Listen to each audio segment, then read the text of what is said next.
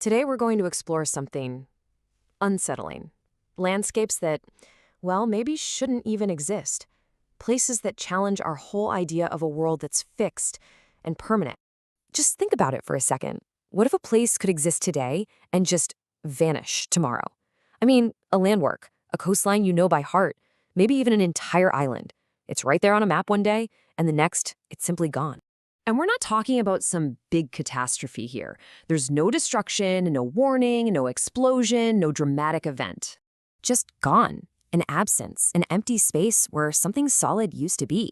This is a real thing for certain places on Earth. They're called vanishing landscapes. So now, let's look at the evidence.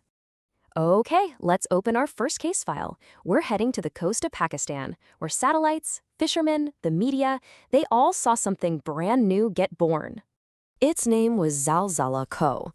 Back in 2012, right after an earthquake, this island just appeared out of the Arabian Sea. And it was real. It got mapped, it was studied.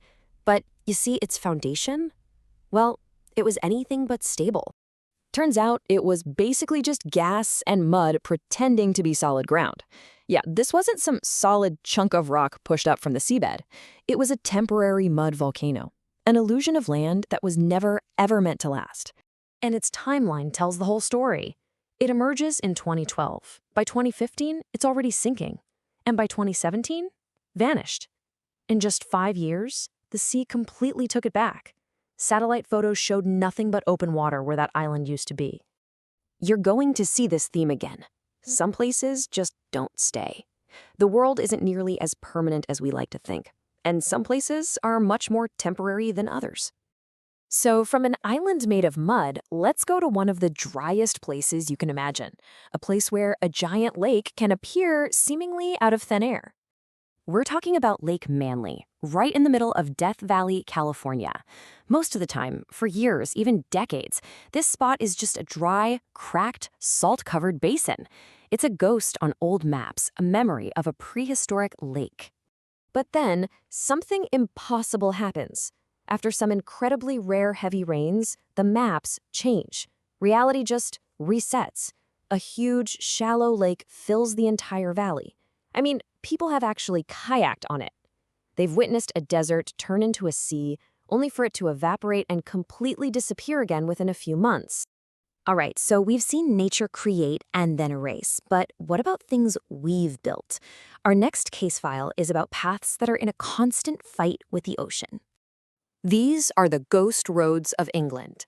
Along the coast, you'll find these ancient stone causeways. They connect the mainland to tidal islands. But here's the catch. They only give you a very small window of time to cross. You have to walk them at exactly the right time, otherwise the sea just erases them completely. For centuries, these roads have been a lifeline, but they've also been a trap. If you misjudge the tide, the path you were just walking on is swallowed by the waves, and history is full of stories about travelers who started on these roads and were never seen again. Okay, from a single path to an entire city. This next one might be the most unsettling of all, because the disappearance isn't caused by nature. It's caused by us, by design, and by forgetting. Let's talk about the empty cities of China. Over the past couple of decades, as part of this huge push for urbanization, entire cities were built from scratch. I mean, huge metropolises with skyscrapers, parks, everything, built for millions. But the people never came. They just stayed there, these vast, empty monuments. Think about this. A city existed, and then it didn't, without a disaster. What happened next is the really strange part. Some of these ghost cities were quietly torn down, or repurposed, or just sort of absorbed by other growing suburbs. It's like they were erased from public memory. A city vanishing not with a bang, but with a whisper. You see the pattern, right? Some places don't stay.